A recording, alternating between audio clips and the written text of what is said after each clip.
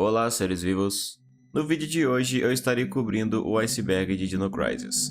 Esse é um jogo que teve muito presente na minha vida e eu achei que seria interessante trazer um vídeo dedicado a explorar alguns conteúdos do jogo em formato de iceberg. Infelizmente a saga de Dino Crisis não compartilha de muitos títulos dos quais possamos nos aprofundar, já que ele não chega nem no terceiro jogo, que, apesar de existir, nem é considerado canônico na história. Apesar disso, ainda existem muitas coisas interessantes e curiosas sobre o jogo, dos quais eu irei me aprofundar nesse vídeo.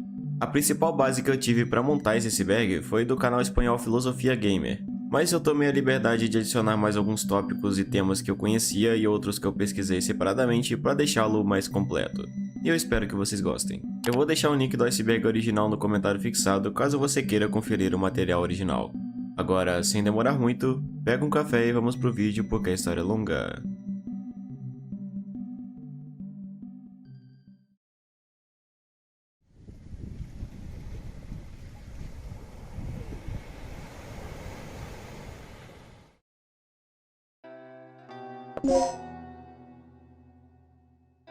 Regina tem um design bem icônico, lembrado pelo seu traje especial escuro e seus curtos cabelos vermelhos. O visual da personagem foi muito inspirado no design da personagem Jessica Priest, uma vilã oriunda dos quadrinhos de Spawn. Inclusive, a semelhança de Regina com Jessica é ainda mais forte no filme live action desse anti-herói de 97, onde a personagem denota de fortes semelhanças com o visual posteriormente atribuído a Regina em Dino Crisis. Uma coisa interessante sobre a personagem é que, conforme dito no manual de Dino Crisis 2, durante esse jogo ela tinha 24 anos, o que leva à conclusão que ela nasceu em 86, fazendo com que, se fosse lançado um novo jogo da franquia em tempos atuais, ela teria por volta de 39 anos de idade. E ainda dá pra dar muita bala em dinossauro com essa idade, viu?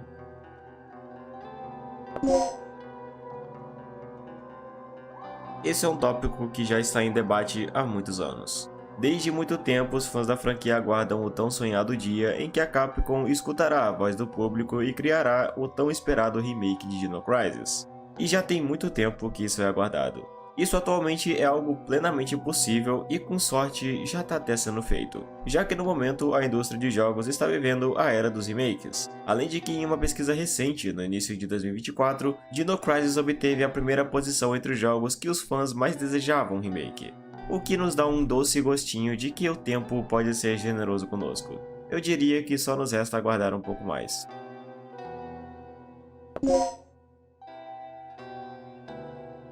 Isso se refere a uma skin que pode ser obtida para a personagem Jill Valentine em Resident Evil 3 Nemesis, que faz referência à personagem de Regina. É interessante saber da existência desse traje porque ele também existe na versão remake do jogo, o que dá um pequeno gostinho de como seria o modelo da Regina em um motor gráfico mais atual.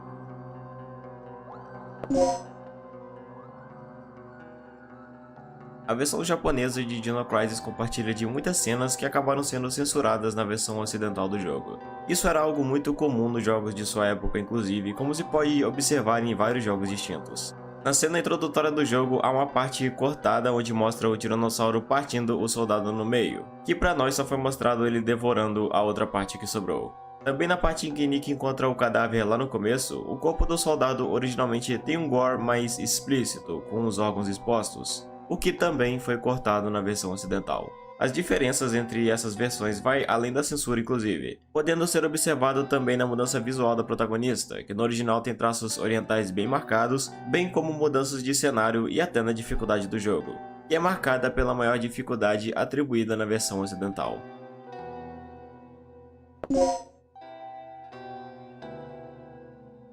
Bem, isso é bem estranho, mas ao que parece a ideia inicial do jogo, antes de se tematizar com dinossauros, seria voltada para um ambiente de selva, onde o jogador lutaria contra criaturas contemporâneas como cobras e gorilas, provavelmente se ambientando em algum lugar inóspito da África.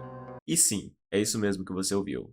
Não há muita informação sobre a trama original por trás desse protótipo do jogo, contudo essa ideia foi descartada quando Shinji Mikami optou por substituir o tema de selva por dinossauros, o que foi de longe uma das melhores decisões já tomadas em um jogo.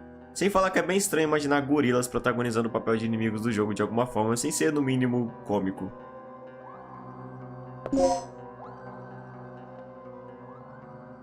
Tal como na versão japonesa, a versão russa do primeiro Dino Crisis compartilha de diferenças notáveis em sua composição.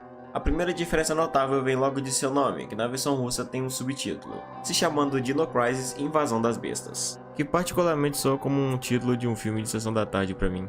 O mesmo acontece com o segundo jogo, que também tem um subtítulo se chamando Dino Crisis 2 Fim da Humanidade. Dá pra concluir que essa versão é bem mais completa, aliás, porque também conta com a seleção de trajes para personagem no começo do jogo, além de também já disponibilizar o modo de jogo Operation Wipeout desde o início.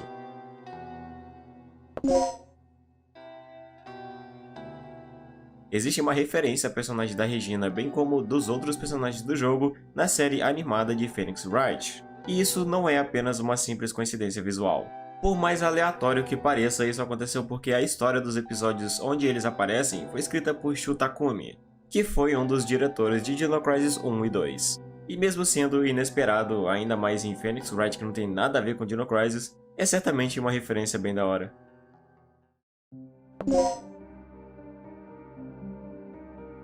Enquanto a Capcom adia o nosso sonho, os fãs da franquia já se adiantaram, com alguns conceitos produzidos em remakes fan-made, imaginando como seria o jogo na atualidade. Um deles é chamado Dino Crisis Rebirth, que segue a mesma premissa do primeiro jogo, porém com uma gameplay em terceira pessoa, diferente do modelo Tank Control atribuído nos títulos originais. Ele ainda não foi lançado, mas conta com uma demo disponível no itch.io pelo valor de €1, que dá mais ou menos uns 5 ou 6 reais. E além desse, também existe um outro projeto independente que não é exatamente um remake de Dino Crisis, mas sim um sucessor espiritual do jogo chamado Code Violet. O jogo se passa no século 25, em um contexto pós-apocalíptico, onde a humanidade perdeu a capacidade de se reproduzir, enfrentando uma extinção iminente.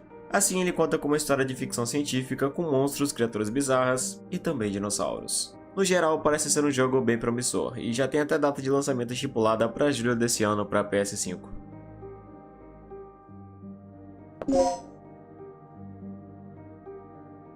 Bem, é óbvio que não poderiam faltar easter eggs em Dino Crisis e eu vou falar um pouco sobre eles. No mapa do andar B3 pode ser encontrada uma referência minuciosa à banda Bon Jovi e White Zombies. É bem difícil de ler, mas com um zoom fica um pouco mais claro. Na sala de armazenamento, em um dos monitores tem a foto aleatória de uma pessoa jogada na tela, e a foto é de um dos devs do jogo. No banheiro dos pesquisadores é onde mais se podem encontrar referências, como um console de Dreamcast, uma revista de Star Wars e até discos de Street Fighter Zero. Além disso, existe uma textura no jogo com uma mensagem oculta dizendo Dino Crisis voltará, junto com o nome da Sony embaixo, o que parece ser uma clara dica da sequência do jogo que já estava sendo planejada. Essa mensagem só pode ser vista com a ajuda de hacks de câmera. Existem mais algumas outras referências, mas eu só vou falar dessas por enquanto.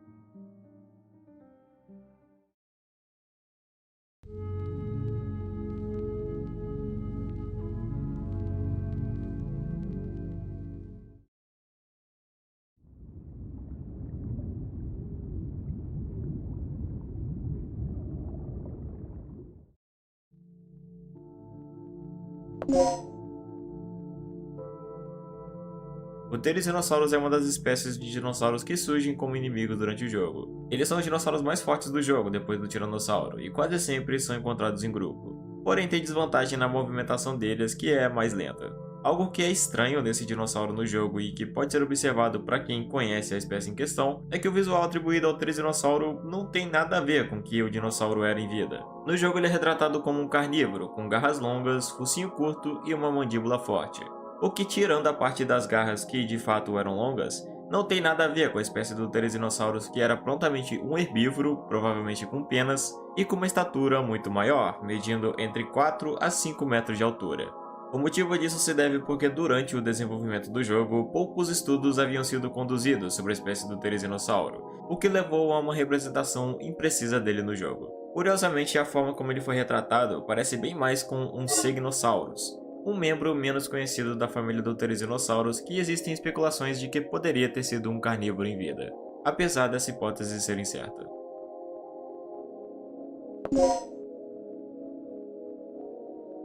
Esse é um fato que poucos sabem, mas originalmente, Dino Crisis seria produzido com a premissa de introduzir no mercado um novo gênero de terror que seria chamado Panic Horror, sendo esse um gênero que faria oposição ao Survival Horror, criado como uma forma de distanciar um pouco o marketing de Dino Crisis com o de Resident Evil. A ideia do Panic Horror é que, ao contrário do Survival Horror, onde o terror é atribuído em situações de sobrevivência com escassez de itens, Em Dino Crisis, o terror seria gerado pelo pânico de estar sendo caçado por dinossauros violentos em uma ação claustrofóbica. Por isso, Panic Horror. Contudo, apesar da tentativa, nenhum outro jogo se declarou posteriormente como parte desse gênero, o fazendo morrer antes mesmo de nascer. E hoje, Dino Crisis é amplamente considerado como um survival horror mesmo.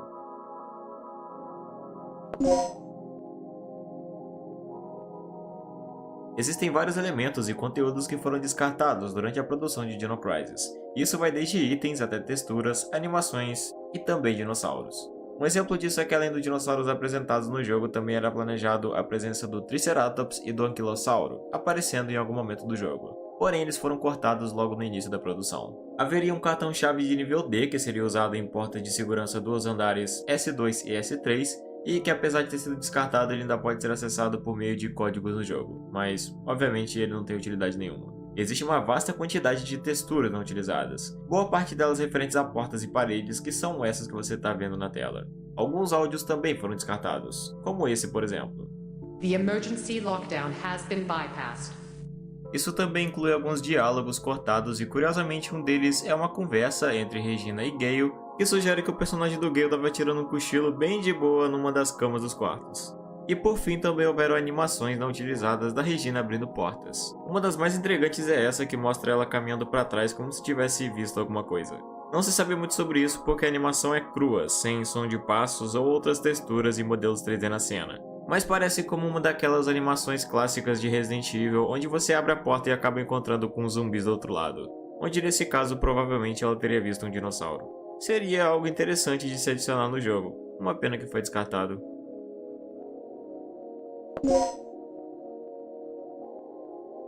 Esse é o nome de uma skin da Regina que pode ser desbloqueada ao zerar o jogo 2 vezes. Mas ao contrário do que se espera, esse não é um simples traje. A skin consiste numa roupa de Homem das Cavernas, ou nesse caso, Mulher das Cavernas, só que a parte mais estranha não é que o visual dela muda, mas também algumas armas, que viram ossos e animais, como seu lança-granadas que se converte num peixe disparador de explosivos. Sim, você não ouviu errado. Certamente jogar com essa skin dá um toque bem engraçado no jogo que desloca totalmente o olhar sério de antes para algo puramente cômico.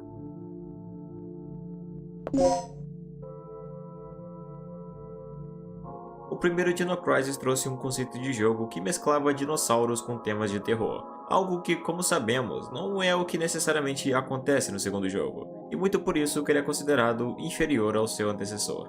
No primeiro, é notável a forte presença de elementos de survival horror, com uma gameplay em ritmo de tensão, pela angústia de estar em um lugar infestado de dinossauros que representavam um perigo muito maior à sua vida.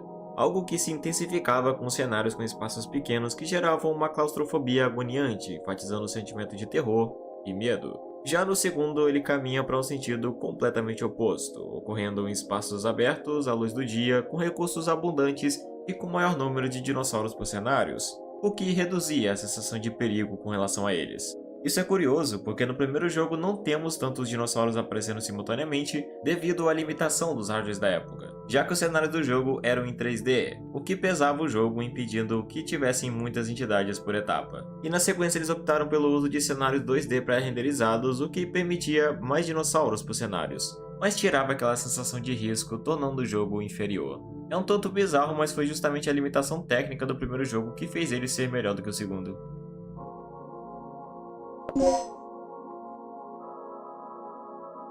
Dino Stalker é o nome de um jogo que não é conhecido por muitos, mas ele foi um game que marcou muito a minha infância durante a época do PS2. Uma coisa interessante e que ainda menos pessoas sabem acerca desse jogo é que ele na verdade é um spin-off da franquia de Dino Crisis. Na verdade, aqui no ocidente ele é conhecido pelo nome de Dino Stalker, só que originalmente no Japão o jogo é chamado Gun Survivor 3 Dino Crisis, sendo que os dois outros títulos anteriores atrelados à série Gun Survivor consistiam em spin-offs do que conhecemos como Resident Evil Survivor, que lá no Japão era chamado de Gun Survivor. E de repente, no terceiro título de 2002, eles decidiram migrar a série para um jogo que se passava no universo de Dino Crisis. Esse jogo tem uma importância significativa na conclusão de eventos que ficaram em aberto no primeiro e segundo jogo da franquia, apesar de ter uma história particularmente confusa em um olhar geral.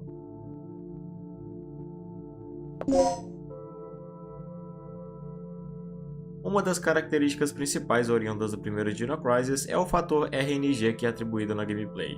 RNG é uma sigla para Random Number Generator, e é um sistema tipicamente usado para introduzir uma maior imprevisibilidade no jogo no aspecto geral, afetando diretamente a sorte do jogador.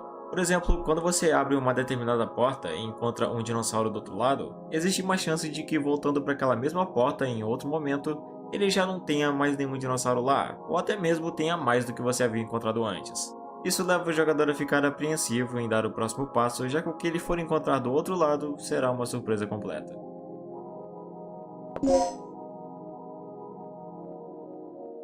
Isso se refere a uma série de manhwas de 6 partes consistindo numa adaptação livre do primeiro jogo da franquia de Dino Crisis, publicado por um estúdio sediado em Hong Kong. Ele começou com a primeira edição publicada em 28 de julho de 2000 e terminou com o 6º volume publicado em 6 de outubro do mesmo ano. É bem interessante a arte da obra como um todo e parece ser um material apropriado para quem é fã da série. Ele é originalmente em chinês, mas eu consegui achar uma versão disponível traduzida para o inglês, e eu vou deixar um link no fixado para caso você tenha interesse em ler.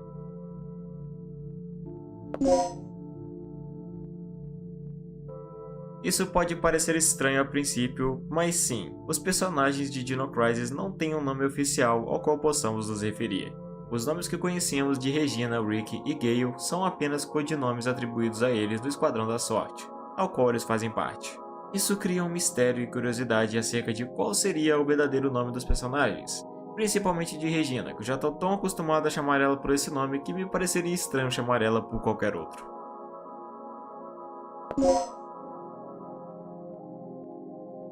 Eu já cheguei a falar sobre esse caso no meu vídeo sobre Lost Medias, mas basicamente houve uma versão de Dino Crisis que estava em desenvolvimento do final do ano de 99 ao início do ano 2000 para o console do Game Boy Color. Na verdade, esse port tinha 2 versões em desenvolvimento, uma produzida pelo estúdio britânico chamado M4 e outra pela Flood Studios. Não existe quase nenhuma informação acerca da versão da M4, além de que o jogo consistiria numa gameplay em perspectiva top-down. Mas parece haver uma suposta afirmação de um dos devs que trabalhou no projeto chamado Tim Hu, dizendo que ele tinha uma cópia da demo do jogo no seu disco rígido. Só que eu não consegui achar alguma comprovação de que ele tenha dito isso mesmo, então não leve como verdade.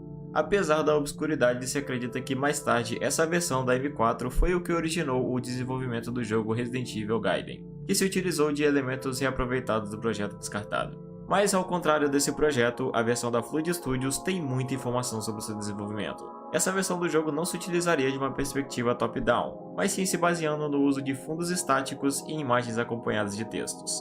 Segundo fontes, o jogo teria 7 mapas com 100 salas no total, contando com a participação de todos os personagens originais do jogo, bem como a presença de 5 criaturas diferentes, sendo elas o Tiranossauro, o Velociraptor, o Pteranodonte e mais 2 dinossauros não especificados. Só existem algumas poucas screenshots disponíveis do jogo que trazem uma breve noção de como ele seria. Aparentemente essa versão da Flood Studios acabou sendo cancelada porque o projeto era ambicioso demais para o console do Game Boy Color. A Flood Studios queria trazer melhorias atmosféricas ao jogo para manter a gameplay mais imersiva, com elementos como o sangue da protagonista pingando e mariposas voando ao redor das luzes. Um dos pontos onde isso ficou mais evidente foi quando a Flood Studios enfrentou grandes dificuldades em trazer uma representação gráfica do T-Rex para o console de modo a manter a escala do animal para fazê-lo parecer grande em comparação ao jogador, com uma das alternativas sendo mesclar o dinossauro como um gráfico de fundo para que então ele fosse animado e dimensionado. Infelizmente, a dificuldade proporcionada pela limitação do console acabava limitando o Tiranossauro ao tamanho da Regina, o que obviamente não era o resultado desejado. Afinal, é notável como a Flood Studios tentou de todas as formas contornar essa limitação do console, buscando resultados em formas variadas, até mesmo cogitando o desenvolvimento de uma nova tecnologia que utilizasse projeções de câmera para realçar os sprites em escala. Contudo, todo esse esforço no final não teve resultado, e o jogo acabou sendo cancelado. Infelizmente, o cancelamento de ambas as versões acabou mais tarde culminando no fechamento tanto por parte da M4 quanto da Flood Studios.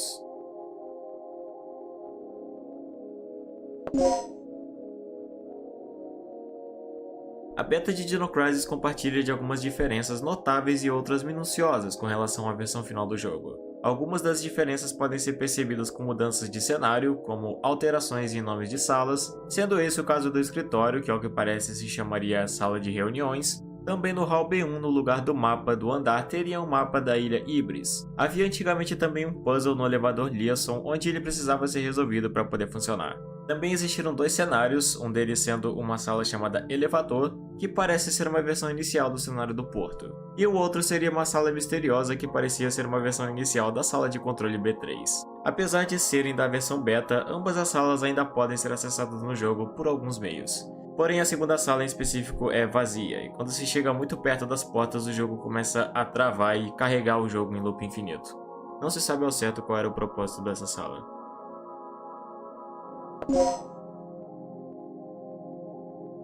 Esse é um tópico bizarro, mas vamos lá.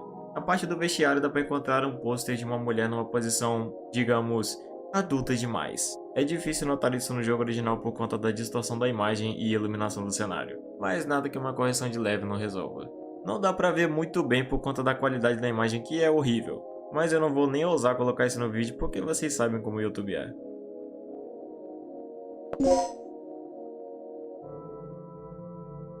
Isso é algo bem inesperado, mas na demo japonesa de Dino Crisis 2 existe um remix do tema de Super Mario escondido no disco. A descoberta foi feita por um usuário do Reddit chamado RSolidSnake11, depois do mesmo ter realizado um datamine no disco do jogo, basicamente vasculhando dados ocultos nos arquivos internos, e acabou descobrindo a existência desse áudio escondido lá. Não se sabe quem ou por que colocaram isso dentro do disco, mas provavelmente foi só uma brincadeira por parte de algum dev que achou que ninguém iria descobrir.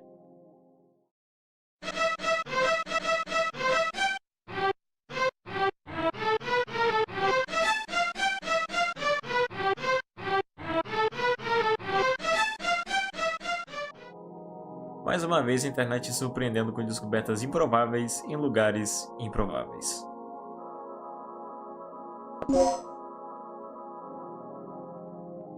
A terceira energia é o tema principal da franquia de Dino Crisis, sendo a motivação dos personagens do primeiro jogo a irem até a ilha Ibis, bem como a razão dos dinossauros voltarem ao nosso mundo.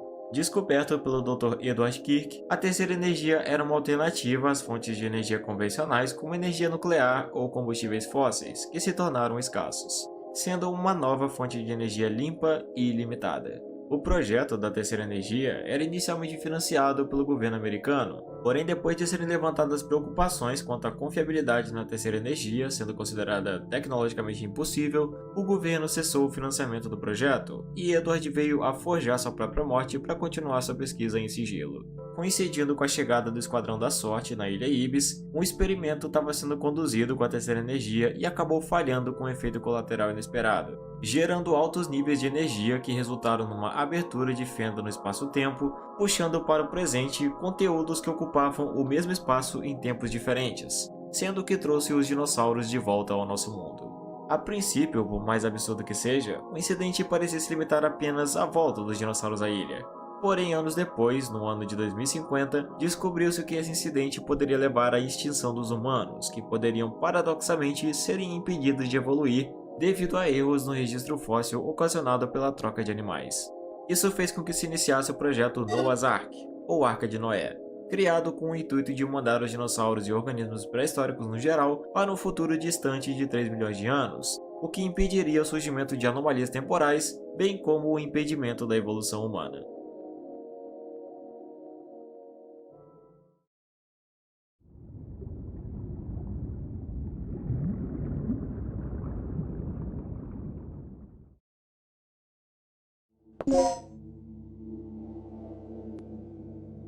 Dino Crisis sempre foi conhecido pelo apelido de Resident Evil com dinossauros, mas acima disso também existem teorias reais de que seus universos sejam compartilhados. Um dos argumentos para sustentar essa teoria é a presença sutil da logo da Umbrella em partes aleatórias do jogo, além de que ambas as histórias são ambientadas em futuros tecnológicos equivalentes. E um dos maiores pontos para sustentar essa ideia é que a série Gun Survivor é prontamente um spin-off de Resident Evil, e o terceiro jogo dessa mesma série é um spin-off de Dino Crisis, o que leva à sugestão de que os universos de ambos os jogos estejam ligados de alguma forma.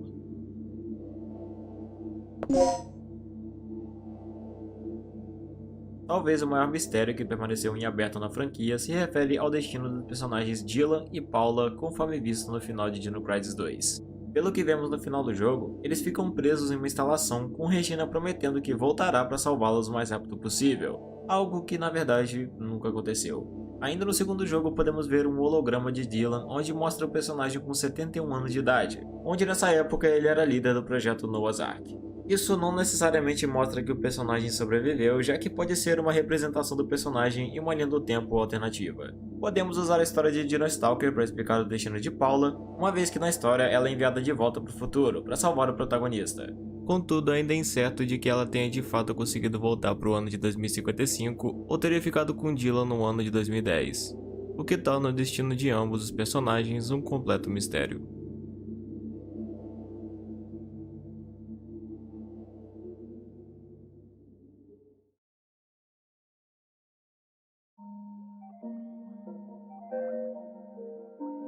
E bem, chegamos ao fim de mais um vídeo. Eu fiz uma pesquisa bem aprofundada para tentar cobrir o maior número de temas e conteúdos obscuros do jogo, já que foi um game que me marcou bastante. E eu acho que tive um resultado muito bom. Apesar disso, Dino Crisis parece ser uma franquia que carece de teorias ou mistérios relevantes, pelo menos não dos quais eu consegui encontrar. Por isso eu peço que comente caso você tenha conhecimento de teorias, mistérios ou temas em geral que eu não abordei aqui no vídeo nos comentários, pois será muito interessante discutir sobre isso. De qualquer modo, eu espero que você tenha gostado desse vídeo e tenha tido uma boa experiência com ele, e se for esse o caso, eu peço encarecidamente que você deixe o seu gostei e comente o que achou do vídeo, com certeza vai me ajudar demais. E no mais é isso, espero todos vocês no próximo vídeo, até mais.